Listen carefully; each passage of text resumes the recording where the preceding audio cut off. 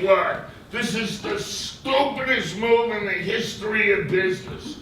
Take stupid to a new level of stupidity. You're both too stupid to know how stupid it is. We were just doing some marketing. Marketing schmarketing. We were just trying to be modern. Modern? You schmucks. You alienated 90% of our customers.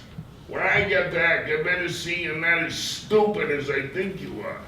After a couple of months, he flies back to JFK, takes a cab into the city, and passes that giant billboard.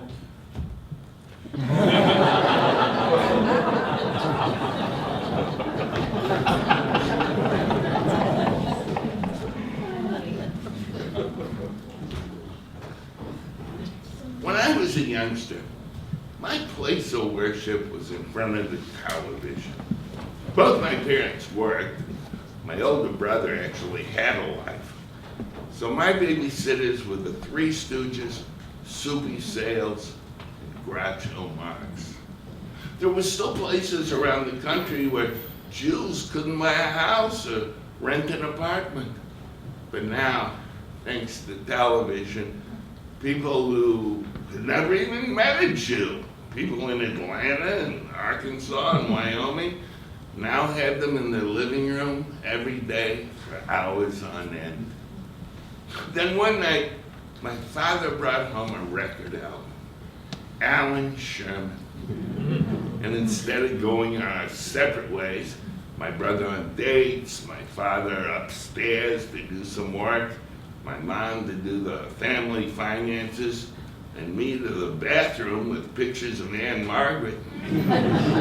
Now, after dinner, we'd all go into the living room and listen to comedy. Woody Allen, Mort Saul, Shelley Berman, the 2,000-year-old man. Yeah. But it was kind of like everybody was laughing at the same thing. And it wasn't just us. I mean, you couldn't go into a supermarket without hearing perfect strangers singing, "Hello, Mother, hello, Father." It created this incredible sense of togetherness because everybody was laughing. Didn't last, of course. My brother and I went our separate ways. My parents got divorced. But I got a 9-year-old grandson now. And he doesn't have 6 friends sitting around the living room listening to comedy albums. He's got 8,000 Facebook friends here and in Tel Aviv and Sierra Leone, sharing YouTube videos of Japanese stand-up comics and Zach Galifianakis on Funny or Die. You can't stop funny from spreading like wildfire. So who knows? Maybe the world will turn out all right after all. Couldn't hurt.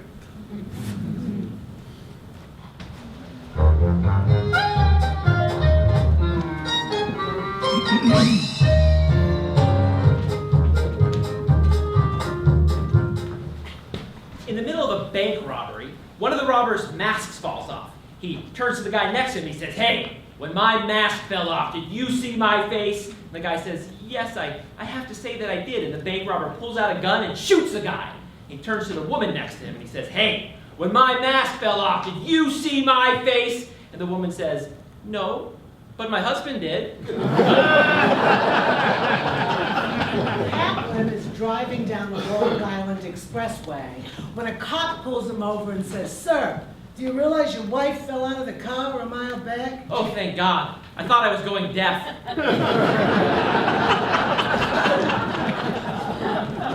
A man calls his rabbi and he says, "Rabbi, I think my wife is poisoning me and I don't know what to do." And the rabbi says, "Well, give me a chance to talk to her and I'll get back to you." So the next day, the rabbi calls the man and he says, "Well, I had a long, long talk with your wife, 3 hours at least." And the man says, "Yes, so what's your advice?" "Take the poison." Kaminsky is a kleptomaniac. and he's caught stealing at the local grocery store, and he's brought before the judge. The judge says, Mr. Kaminsky, this is unacceptable behavior. What did you steal? A can of peaches, Your Honor. And how many peaches were in the can? 6. Mr. Kaminsky, I'm sending you to jail for 6 nights, 1 for each peach. Please, Your Highness, hear me out. Yes, Mrs. Kaminsky, what do you have to say on your husband's behalf? He also stole a can of peas.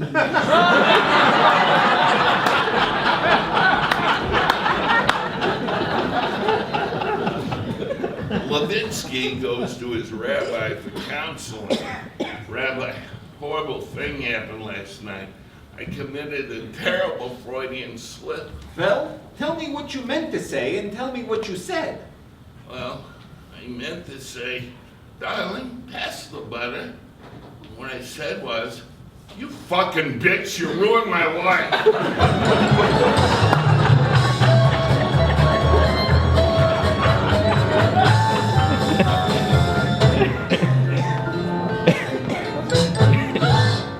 Mr. Saperstein, I'm Dr. Stevens. I'm afraid you were in a terrible car accident and your penis was chopped off in the wreck. Oh. And we couldn't find it. Oh. But I'm sure you'll be all right. Huh? I spoke to Dr. Schlonstein, the head of the hospital. He says we can build you a new penis that'll work even better than your old one. It does not come cheap, I have to tell you. It's $1,000 per inch. Oh. But I took the liberty of speaking to your insurance company. You're getting a wonderful settlement, so the cost should not be an issue. Now you just need to decide how many inches you want. And I do suggest that you speak to Mrs. Saperstein about this decision. Let's face it, if you only had 5 inches before and want to go for 9, it could get uncomfortable for her. But if you had 9 inches before and only want to invest in 5, it could be quite a disappointment. I understand, Doctor. Thank you. I'll talk with her. The next day, the doctor comes back and asks, so, have you spoken to Mrs. Saperstein? I have. And did she help you with the decision? Yes, she did. And what are you going to get? Granite countertops.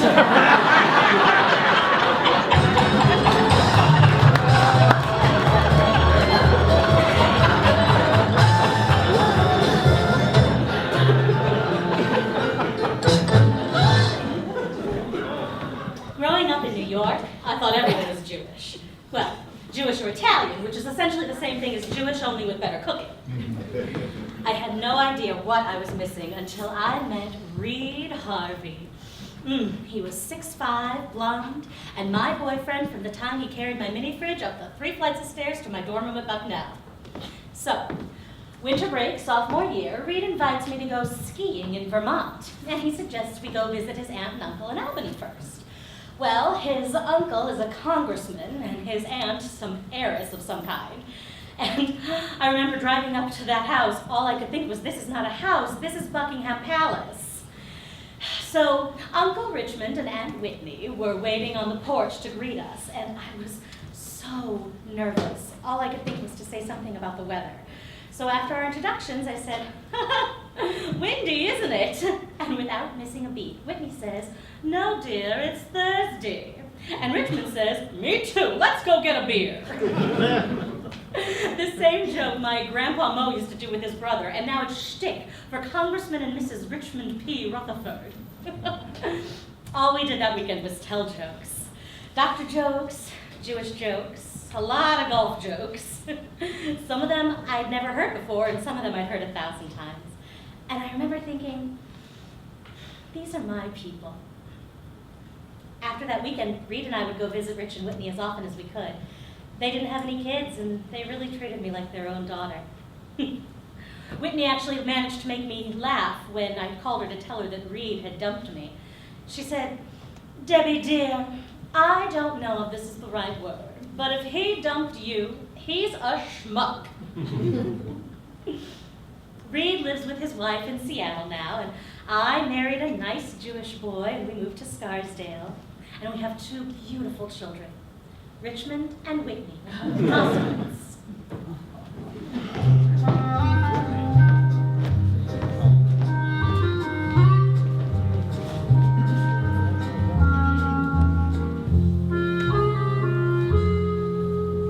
During a service at an old synagogue, whenever the Shema prayer is said, half the congregants stand up and the other half remain seated.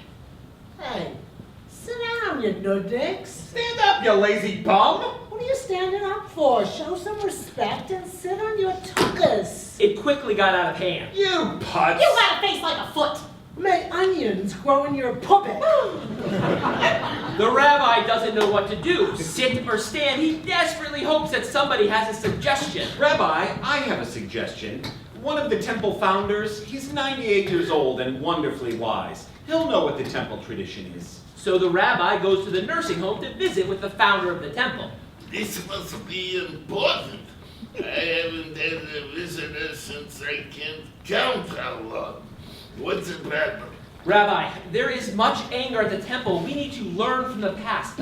So tell me, is the tradition for the congregants to stand during the Shema? No, that's not the tradition. At last, a solution. So the tradition is for the congregants to sit during the Shema. No, that's not the tradition. Rabbi, I don't understand. Right now it's awful. One half stand, one half sit. All they do is yell at each other about what to do.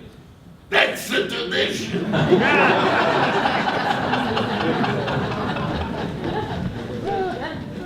A woman learns that her 98-year-old grandfather has passed on, so she goes to visit her grandmother. Grandma, she says, how did it happen? Well, dear, says the grandma, it was Sunday morning and we were making love. Grandma, she says, 2 people almost 100 years old having sex? Well, didn't you know that could be dangerous? No, dear, we worked it out and always did exactly what was right for us. We always made love on Sunday morning in time with the church bells. Ding dong, ding dong, in with the ding, out with the dong. Oh my, your grandfather would still be alive if it wasn't for that good humor truck.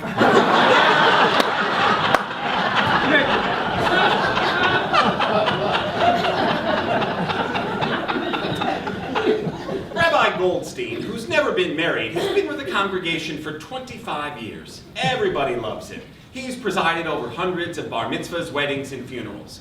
So, to mark his anniversary with the shul, the board of directors decides to treat him to a vacation. He's never been outside of New Jersey, so they decide to send him to Hawaii. Well, he lands in Honolulu and he can't believe how beautiful it is. He's driven to a 5-star hotel and brought up to a magnificent suite where there's flowers and fruit and candy and an ocean view. And he walks into the room, and there on his bed is a gorgeous woman completely naked, sprawled out. He looks at her and he says, I can't believe this. And he goes over to call the president of the shul. How dare you do a thing like this to me? I am a rabbi, a man of the cloth. This is an abomination. I will never, ever speak to you again. And he turns and he sees the woman has hurriedly gathered her clothes and is getting dressed. Wait a minute, he says. I'm not mad at you.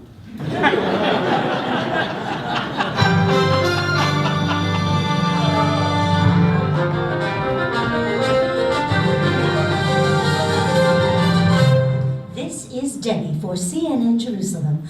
I'm standing here outside the Wailing Wall, where I've been told a very old man has been coming here and praying twice a day, every day, for over 50 years. Excuse me, sir. This is Debbie for CNN. Can you tell us your name, please? Morris Feinberg. And how long have you been coming here and praying? Oh, 60 years, 4 months, 11 hours, and 18 minutes. 60 years?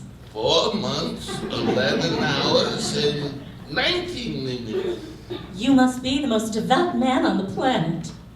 Well, I try. That's amazing. Tell me, what is it you pray for? I pray for worldwide peace among all the Christians, Jews, and Muslims. I pray that all the wars and all the hatred in the world will stop immediately. I pray that our children will grow up safe as responsible adults and learn to love one another. And I pray that all the politicians, no matter what country or party, will stop lying to us and begin to put the interests of the people ahead of their own interests. And how do you feel after doing this for over 60 years? Like I'm talking to a fucking wall.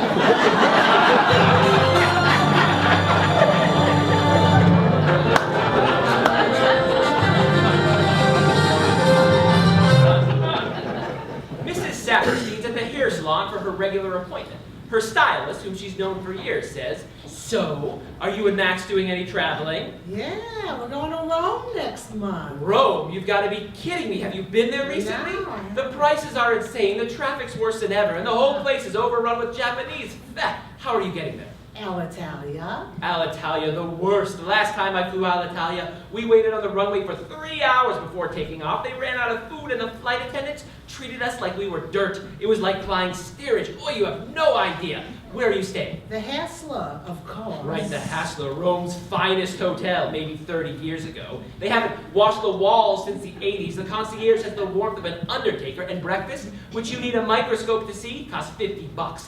Let me guess. You're going to see the Pope, right? Well, yeah, we thought we would. What a nightmare. You go to St. Peter's Square, there are 1 million people, most of them brokers or pickpockets. And then you look, way in the distance, up on a balcony, there's this tiny little figure in white pajamas, maybe 2 inches tall, waving. The Pope, my foot. It's an actor. So, Max and Sadie go to Rome. And when they come back, she comes in to have her hair done. So, tell me, how was your trip? Was I right or was I right? Well, in fact, it was wonderful. Alitalia bumped us up to first class. They gave us a champagne breakfast, and we landed an hour early. A car from the Hassler, a Rolls Royce no less, was waiting to pick us up, and when we checked in, it was amazing. Oh, a beautiful room with a view of the piazza, fresh rose petals spelling out our names on the bed, and the staff couldn't have been nicer. And did you see the fake Pope from 100 miles away? Well, not only did we see the real Pope, we actually talked with him.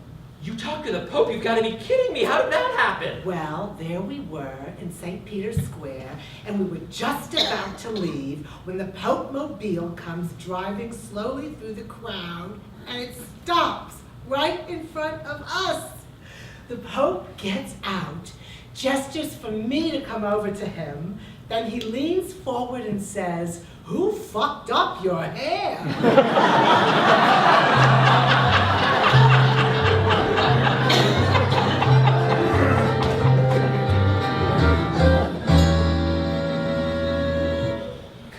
Been marooned on a desert island for over 7 years. One day, off in the distance, he sees a ship. Its masts broken, its sails in shreds. As the current seems to be taking the ship back out to sea, a man jumps overboard. He starts to swim to shore. Cullen swims out to help him and bring him back in. Oh, for this I can't thank you enough. I'm so lucky you were here. You're lucky. I've been here 7 years. Nobody to talk to, no companionship. I'm calm. Gottlieb, for so long you've been here. Tell me, what must life be like in such a place? Well, it's a little lonesome, but it's not so bad. Every morning I pick a mango or a coconut for breakfast. Then afterward I take a long stroll on the beach, maybe catch a fish, cook it. Then after lunch I go up in the hills and check my traps, see if I caught a rabbit. This goes on all week, and then Friday night I go to shul. Shul? You got a shul on this island? Oh, we got 2 shuls. One man, one island, 2 shuls. How can it be? Well, the one over there, that's the one I go to. The one over there, I wouldn't be caught dead in. I'm spending Hanukkah in Santa Monica, wearing sandals, lighting candles by the sea. I trade Shavuos, any St. Louis. It's on the spot, clearly not the spot for me. Those eastern winters, I can't endure 'em. So every year I pack my gear and come out here till Purim. Rosh Hashanah, I spent in Arizona. And Yom Kippur way down in Mississippi. But in December, there's just one place for me. Amid the California flora, I'll be lighting my menorah. Like a baby in a cradle, I'll be playing with my dreidel. Spending Hanukkah in Santa Monica by the sea. Everybody sing along. 1, 2, go. I'm spending Hanukkah in Santa Monica, Say, wearing sandals, lighting candles by the sea. I spent Shavuos in East St. Louis, a Shonda spot, clearly not the spot for me. Those Easter winters, I can't endure 'em, so every year I pack my gear and come out here till Purim. Ladies! I spend in Arizona and Yom Kippur way down in Mississippi. Gentiles! Everybody! I'm in the California flora, I'll be lighting my menorah like a baby in his cradle. I'll be playing with my dreidel. Here's to Judah Maccabeus. Boy, if he could only see us spending Hanukkah in Santa Monica